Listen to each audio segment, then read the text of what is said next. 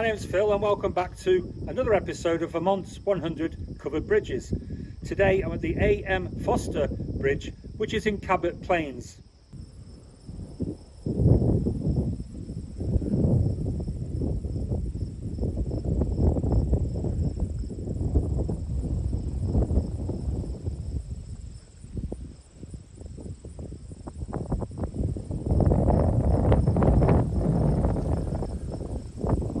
Just didn't need me to say anything. I've been waiting to come here for a while and it was worth the wait. I just played back that first video to myself just so I could hear if the wind was drowning out my voice. It didn't. I could go and get the microphone, but then that drowns out the wind. It's getting that balance between being able to hear me but also being able to hear the wind. A.M. Foster Bridge.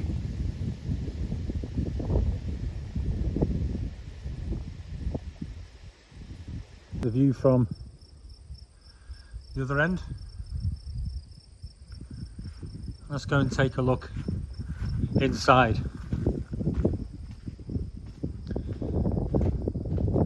There's a Queen Post Truss. There she is, and I like this great window. Let's look through the window today.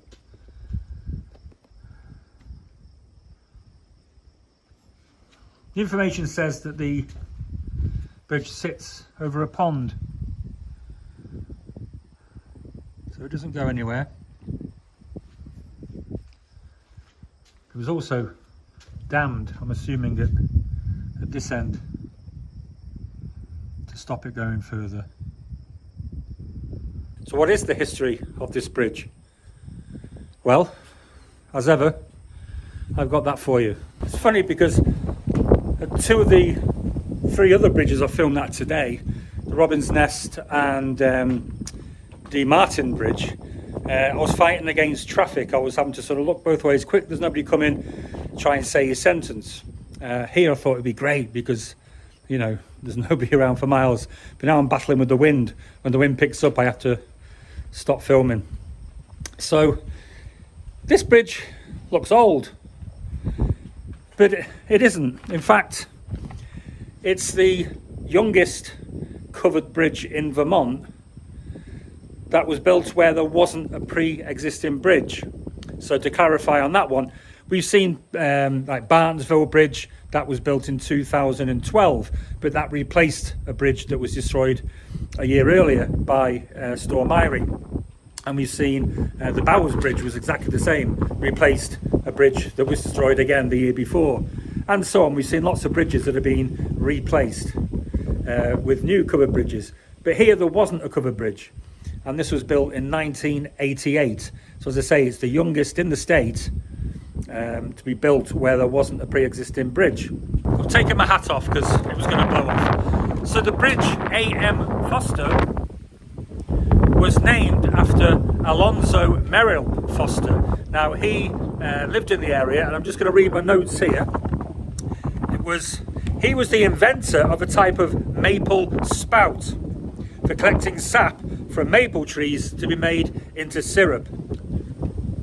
It was built by Alonzo Merrill's great-grandson on the farm that his great-grandfather owned.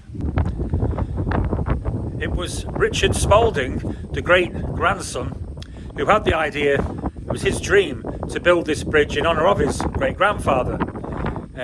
They also owned the maple farm further down on Cabot Plains Road. Now, I passed that coming up just before I got to the bridge, now owned by the Burt family, and they've got a family farm. You can turn up, you can buy all the maple syrup, corn, whatever else is they grow. Last week's episode 49, was at the Martin Bridge, and this bridge is a replica of that because it was a favourite bridge of Richard Spalding, and he wanted to recreate his boyhood dream and put it on this site. Richard Spalding later bought this land that his great-grandfather once owned, and he noticed this ravine between the two sets of fields that the land had, and he envisaged having a covered bridge go across the ravine, and he filled it with water and dammed at one end, and that was the start of his dream. But Richard Spalding didn't build this alone. He roped in other family members. There was the cousin Frank Foster, and he owned a sawmill, which is quite handy if you're looking at making a wooden bridge. And another relative, Doug Blondin, he was a builder, and he knew the old way to mortise timbers. So the three of them got together, made the plan, and built this wonderful bridge. And what is remarkable about the bridge, which is 40 feet long, is that they built it in just 6 weeks. Now, it got a little bit wild with the wind in this open space, so I'm doing a little voiceover. Now, behind me, that ridge to the east, you can see the sunrise in the White Mountains in New Hampshire. And if I was to turn round, you can see the sunset over the Green Mountains of Vermont. The A.M. Foster Bridge is the highest elevated covered bridge in Vermont, standing at 1,932 feet above sea level, which is 774 feet above the second highest covered bridge, the Greenbanks Hollow Bridge, which is in Danbury, and that will be episode 58. Someone's even stuck a cheeky advert up. You can have a Airbnb with a view of this bridge and that house over there.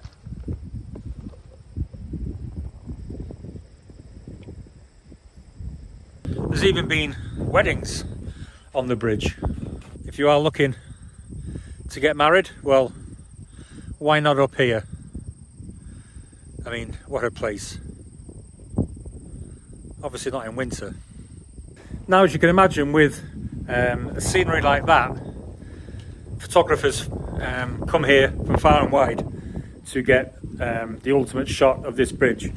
And you know, when I'm showing these videos, and I usually show like 5 or 6, 7 pictures, you know, including old ones alongside new ones, but there are so many stunning pictures of this bridge that I'm showing about 20 or so. Make no apology for that, and hopefully I've been able to name every photographer who's taken these pictures, because they certainly deserve their name being credited. So here we go with these photos. I say some of them are very, very stunning.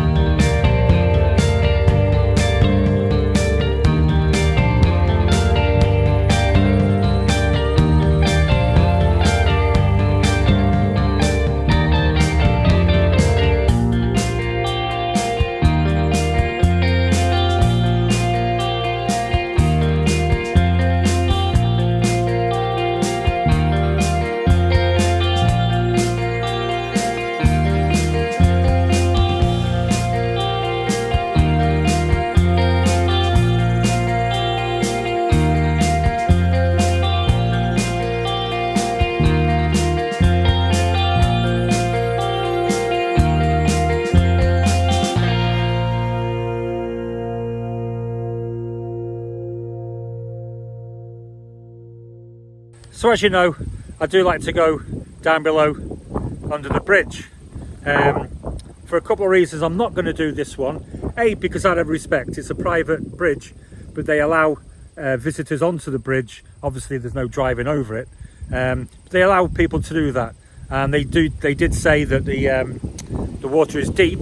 Clearly it isn't today, it hasn't been for a few months, but that's not the point. You know, they've asked people not to go in there, and I'm going to show it up on YouTube. So I'm not going to go up on YouTube and put it on, because, you know, the owners could say that's it, we've had enough, we don't want people, you know, coming on and doing things that we don't want to on the property.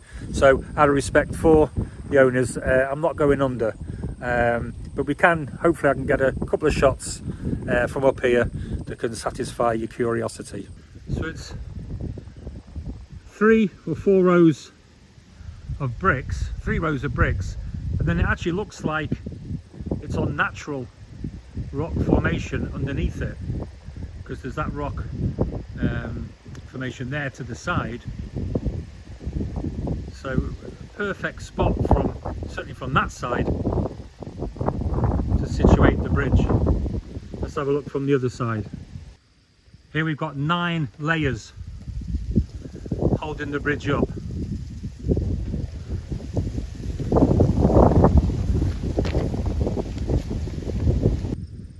A shot there of the side wings, and then again a better view of the 9 layers of the abutment there.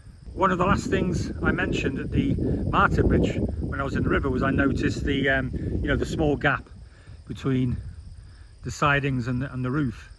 And as I say, this bridge was built as a replica of the Martin Bridge. Obviously there was no windows in the middle, but yeah, what a beautiful, stunning little bridge. And again, stunning, it's almost panoramic all the way around view of Vermont.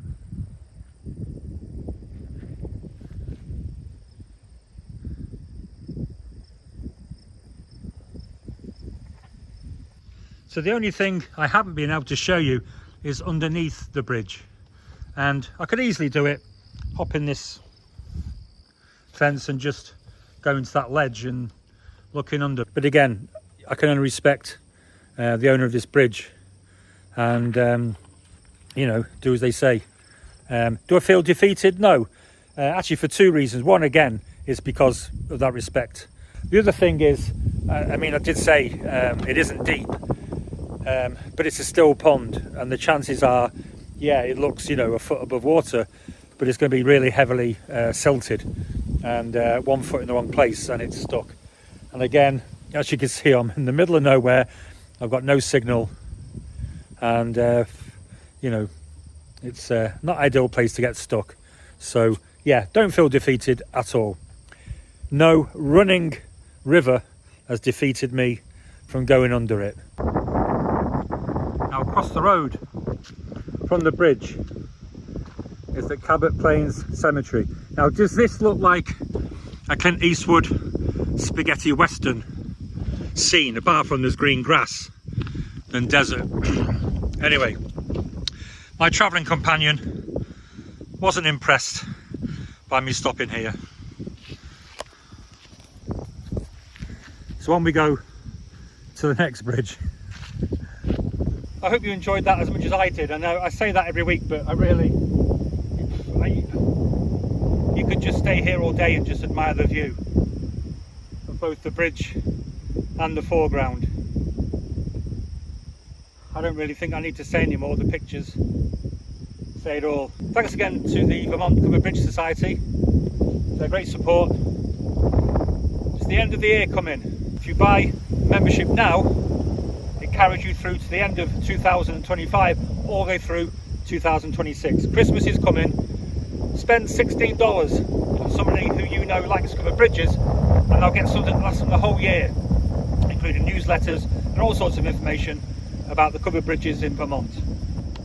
That's it for now. I'm going to go and finish 2 bridges off now in Orange County, which is in the town of Thetford. I'll see you there.